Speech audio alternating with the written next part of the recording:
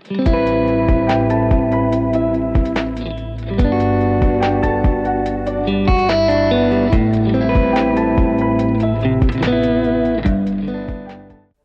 मैं हूं किरण और आप देख रहे हैं पंचायती टाइम्स। एक बार मैं फिर से हाजिर हो गई हूं हमारे खास सेगमेंट शह और मात में, जिसमें हम आए दिन जो राजनीतिक जो हलचलें होती हैं उस पर चर्चा करते हैं। आज हम एक खास जो सेगमेंट है हमारा वो लेकर आए हैं। देश के जो अरबपति हैं गौतम अडानी, उन पर हाल ही में यूएस की अदालत ने एक बड़ा आरोप लगाया था, जिसके बाद से खलबली मची हुई है। भारत में जब ये खबर आई तो उसके बाद से जो आरोप और प्रत्यारोपों का जो दौर है वो अभी भी जारी है और यहाँ तक कि पार्लियामेंट का जो सेशन है उसमें भी वो अच्छे तरीके से सेशन नहीं चल पा रहा है।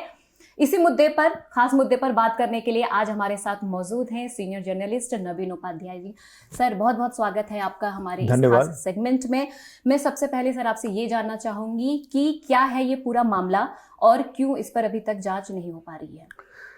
देखिए, ये मामला जो है ये बेसिकली यूएस की अदालत में जो अभियोग पत्र दाखिल किया गया है उसमें ये कहा गया है कि अदानी की कंपनी अदानी ग्रीन्स के द्वारा जो यूएस के मार्केट से पैसा उठाया गया है, यूएस के शेयर मार्केट से, उसमें मिसलीड किया गया है। उसमें एक क्लॉज रहता है कि एंटी करप्शन, आपको एक डिक्लेरेशन देना रहता है कि you are not involve any corrupt practices, US में ये देना रहता है। और अगर ये पाया जाता है कि आपने झूठा डिक्लेरेशन दिया गया है, then you are subject to very serious consequences. Adani के द्वारा जो डिक्लेरेशन दिए गए थे, उन्होंने डिक्लेयर किया था कि they are not involve any corrupt practices, लेकिन सब्सिक्वेंटली जो प्रोब के द्वारा पाया गया है यूएस डिपार्टमेंट ऑफ जस्टिस के द्वारा और उनकी डिफरेंट एजेंसियों के द्वारा, उसमें ये पाया गया है कि अदानी की इस कंपनी ने भारत में पावर डिफरेंट स्टेट्स को जो सेल किए हैं वो इन्फ्लेटेड प्राइस पर सेल किए हैं और उसके लिए वो डिफरेंट ऑथोरिटी, चाहे ऑफिशियल्स हैं, चाहे चीफ मिनिस्टर हो, चाहे जो भी हो, नाम उसमें नहीं है, लेकिन प्रोमिनेंट लोगों को घूस दिया गया है। They have been bribed. ठीक है, ये बहुत सीरियस आरोप है और इसी के तहत जो है अदानी के नेफ्यू जो है उनकी पहले जांच हुई थी। उनके जो इलेक्ट्रॉनिक डिवाइसेस है लास्ट ईयर उनको सीज किया गया था और उससे बहुत सारे एविडेंस जो सामने निकल कर आए हैं जो इस बात की तरफ इंडिकेट करते हैं कि ये जो है it was not fair play. तो उसी को लेकर ये 5 काउंट पर इंडाइटमेंट है, including conspiracy and bribing and obstruction of justice. इसको लेकर ये इंटायर एपिसोड है। भारत में अब चूंकि भारत में ये स्टैंड लिया जा रहा है रूलिंग पार्टी के द्वारा और उनके जो समर्थक है कि ये यूएस में चूंकि ये अभियोग लगाया गया है तो भारत में क्यों उसकी जांच होनी चाहिए। कांग्रेस पार्टी और इंडिया ब्लॉक के लीडर का ये कहना है कि चूंकि ये घूस भारत में दिए गए हैं तो इसलिए इसकी जांच होनी चाहिए। दोनों के अलग अलग स्टैंड है और इसी को लेकर ये स्टेटमेंट बना हुआ है। मेरा मानना है, अब मेरा व्यक्तिगत मानना है कि इस कंट्री में जिस तरीके से छोटे छोटे आरोपों पर लोगों को जेल भेजा गया है और जांच हुई है, तो वैसी स्थिति में हमको नहीं लगता है कि गवर्नमेंट को जांच कराने में किसी तरह का रिलक्टेंस शो करना चाहिए। अगर आप रिलक्टेंस शो कीजिएगा तो somewhere I think people develop doubt कि ऐसा क्यों हुआ है, क्यों आप बचाने की कोशिश कर रहे हैं और उस तरीके से अपोजिशन को एक मुद्दा मिल जाता है। तो मेरा मानना है कि इतना सीरियस जब आरोप लगा है कि भारत के बीच में अंदर घुस दिए गए हैं और लॉ को फ्लाउट किया गया है तो इसकी जांच होनी चाहिए। जब तक अगर यूएस से उनको बरी कर दिया जाता है तो ठीक है, लेकिन साइमल्टेनियसली बहुत सारे केसेस रहते हैं जिसमें 2-2 प्रोब चलते हैं साथ साथ, तो इसमें क्यों नहीं प्रोब हो सकता है, जबकि बहुत छोटे छोटे चीजों पर लोगों पर आरोप लगते रहे हैं। इसी मुद्दे को लेकर जो आरोप और प्रत्यारोपों का जो सिलसिला है वो अभी भी जारी है और बीजेपी के जो नेता हैं संबित पात्रा, उन्होंने एक बयान अभी जारी किया था कि राहुल गांधी और यूएस के जो अरबपति हैं जॉर्ज सोरस, ये है तो अलग अलग शरीर लेकिन इनकी आत्मा एक ही है। तो क्या कहना चाहेंगे आप इस पे? देखिए ये पार्लियामेंट के अंदर ये स्टेटमेंट दिया था संबित पात्रा और निशिकांत दुबे ने, दोनों ने आरोप लगाया है कि जॉर्ज सोरस जो है, जो लेफ्ट विंग बिलियनर हैं जी। और उनके काफ़ी कंट्रोवर्शियल रूल रहे हैं डिफरेंट स्टेट को डिस्टेबलाइज करने में, वो ये कि वो राहुल गांधी के साथ कॉन्स्पिरेसी में इन्वॉल्व हैं जी। और is trying to destabilise the Indian establishment. मेरा मानना है कि ये बहुत सीरियस चीज़ है। बीजेपी के द्वारा जो एक रूलिंग पार्टी में है पार्लियामेंट में, अगर ये कह रहे हैं संबित पात्रा और निशिकांत दुबे ये अगर ये बात कह रहे हैं, तो आई एम श्योर कि उनके पास कोई एविडेंस रहना चाहिए इसके लिए, और अगर एविडेंस है उनके पास तो राहुल गांधी को प्रोसिक्यूट करना चाहिए अगर ऐसी बात है तो। और अदरवाइज ये सब आचार जो है ये लगेंगे कि ये डाइवर्सनरी टैक्टिस है और रियल मुद्दे से ध्यान बटाने के लिए किया जा रहा है। तो गवर्नमेंट ऑफ इंडिया के पास एविडेंस होना चाहिए। अगर जॉर्ज सोरोस के साथ किसी का संबंध रखना कोई गलत नहीं है, he can fund any number of NGO, लेकिन unless and until you establish कि George Soros and Rahul Gandhi are part of a conspiracy to destabilise this nation, तब तक आप क्या आरोप लगा सकते हैं? What are you trying to prove? तो आप या तो प्रूव कीजिए कि you have evidence and prosecute Rahul Gandhi, otherwise there is no point. I think this will be seen as a just diversionary tactics. नवीन जी, एक सवाल मेरे मन में आ रहा है कि जो ये इंडिया ब्लॉक है, आपकी राय में क्या है कि इनकी जो पार्टी है, इंडिया ब्लॉक की जो तमाम पार्टियां हैं, ये क्या एक ही राय है इन लोगों की इस मुद्दे पर लेकर कि इनमें भी 2-5 का अंतर है? देखिए, उसके पहले हम एक चीज कहना चाहेंगे, जो आपने पहला सवाल किया था कि क्या जो जांच होनी चाहिए कि नहीं जांच होनी चाहिए, बहुत क्या है कि इसको लेकर काफी डिबेट हो रहा है कि क्यों जांच होनी चाहिए कंट्री में।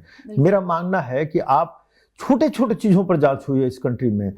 आप 22 नवंबर को या 21 नवंबर को, जिस दिन पार्लियामेंट महाराष्ट्र का इलेक्शन हुआ था, ठीक उसके एक दिन पहले एक ऑफिसर, एक विनोद तवाड़े को लेकर कंट्रोवर्सी हुई है कि उनके पास से वो पैसा डिस्ट्रीब्यूट कर रहे थे जी। और कांग्रेस ने और इंडिया ब्लॉक के लोगों ने आरोप लगाया कि उन पर अरेस्ट करना चाहिए और ये सब चीजें। इलेक्शन कमीशन को अप्रोच किया। ठीक आवर्स आफ्टर दैट एक ऑफिशियल, रिटायर्ड ऑफिशियल सरफेस होते हैं और वो आरोप लगाते हैं कि सुप्रिया सुले, और सुप्रिया सुले जो है वो एक बिटकॉइन स्कैम में इन्वॉल्व थी और एक ऑडियो क्लिप वो जारी करते हैं। उसकी कोई वेरासिटी नहीं की गई है कि ऑडियो क्लिप सही है, गलत है, क्या है। सुप्रिया सुले ने कहा कि ये नकली है, लेकिन बीजेपी इमीडिएटली उस पर जंप की। बीजेपी के द्वारा प्रेस कॉन्फ्रेंस किया गया और वो इलेक्शन का मुद्दा बन गया। वो last 24 hour that was the main ये प्लैंक ऑफ ये बीजेपी। उसके बाद क्या हुआ कि कोई किसी ने कुछ एविडेंस प्रोड्यूस नहीं किया, लेकिन नेक्स्ट मॉर्निंग ईडी ने रेड किया, CBI jumped into that and without checking the facts. बाद में क्या पाया गया? बाद में ये पाया गया कि वो टेप जो था वो सुप्रिया सुले की आवाज नहीं थी और ये इंजीनियर था वो। तो अगर आप इतने छोटे छोटे चीजों पर बड़े बड़े लीडरों की जांच कर सकते हैं, तो इतने बड़े एपिसोड में why Mr. Gautam Adani cannot be probed? ये that this baffles me. And why, if anybody tries to raise the issue कि गौतम अदानी की जांच होनी चाहिए, why the ruling party feels so unnerved? वही विपक्ष बार बार आरोप भी लगा रहा है कि जो बीजेपी है वो इस मामले पर चुप्पी साधे हुए है। जब से मामला सामने आया है, इंडिया में आया है, उसके बाद से मामले पर बिल्कुल ही चुप्पी साधे हुए हैं। तो ऐसा क्या ऐसे रीजन हो सकते हैं? देखिए, राहुल गांधी इसको एक पॉलिटिकल टूल बनाने की कोशिश करते हैं। वो दिखाने की कोशिश करते हैं कि वो अदानी को प्राइम मिनिस्टर नरेंद्र मोदी का बरदस्त है और वो बीजेपी से क्लोज हैं, और इसलिए वो बीजेपी को वो डिफेंसिव करने की कोशिश करते हैं। वो बहुत बड़ा उनका मुद्दा रहा है। दैट इज वाई अब बीजेपी फील्स अनकंफर्टेबल और बीजेपी इसको पार्लियामेंट में भी नहीं उठाने देना चाह रहा है, ताकि पार्लियामेंट के अंदर आपको फ्रीडम है, आप कुछ भी कह सकते हैं डिबेट के दौरान। तो Rahul Gandhi can level outlandish charges और उसमें प्राइम मिनिस्टर की काफी एम्बैरेसिंग हो सकता है। तो नेचुरली बीजेपी हैज बीन ये trying to play it down, लेकिन अब जिस तरीके से ये इंटायर थिंग स्नोबॉल हुआ है, now BJP has also gone into offensive. और आपका जो दूसरा सवाल था कि क्या इंडिया ब्लॉक में इसको लेकर आपस में सहमति है, हमको नहीं लगता है। इसलिए कि आप टीएमसी को देखिएगा, they are trying to play it down. Akhilesh का भी जिस तरह का रहा है जितना एग्रेसिव होना चाहिए, लेकिन राहुल गांधी को एक बात के लिए क्रेडिट देना पड़ेगा फॉर रॉन्ग और right. He has stuck to this anti-Adani crusade for several months, and let us see how it plays out. Sir, अब विपक्ष की क्या इसमें स्ट्रेटेजी हो सकती है? देखिए, इसमें आपके लिए you have to gather evidence. You have to gather evidence if you want to implicate Adani in any corruption case. तो you have to do a lot of serious hard work. जितने deal हुए हैं अदानी के, आप उसकी जांच कीजिए. You should be like investigating journalist. जिस तरीके से जर्नलिस्ट चीजों को एक्सपोज करता है, आई थिंक ऑपोजिशन के लोगों को चाहिए कि they should go deep into it. Unless and until you have evidence, you can not do anything. आप ठीक है, ये पब्लिक परसेप्शन की लड़ाई में आप जा सकते हैं. You can launch a campaign, उसके लिए आपको एविडेंस की जरूरत नहीं है, बट उसके लिए आपको बहुत मेहनत करना पड़ेगा. पब्लिक के बीच में जाकर कन्विंस करना पड़ेगा कि Adani is a corrupt man and you have to build that which Rahul Gandhi is trying to do. लेकिन आपको, अगर आप चाहते हैं कि इस पर इसका कोई लॉजिकल एंड हो, तो आपको इसके लिए रिसर्च करना पड़ेगा, काम करना पड़ेगा. You have to work and you have to gather evidences and then go to the supreme court and try to have a prove order through supreme court. That is the only way I think you can act. बिल्कुल बिल्कुल, ये बात सही है, क्योंकि हम एक लोकतांत्रिक देश में रहते हैं और यहाँ पर हर किसी को अधिकार है. जैसे बोलने का अधिकार है, वैसी जानकारी हमें लेने का भी अधिकार है. बहुत बहुत धन्यवाद आपका. हमारे इस खास मुद्दे पर आपने हमें बहुत सारी जानकारी दी और अगले एपिसोड में आपसे हम फिर बात करेंगे. बहुत बहुत धन्यवाद. धन्यवाद.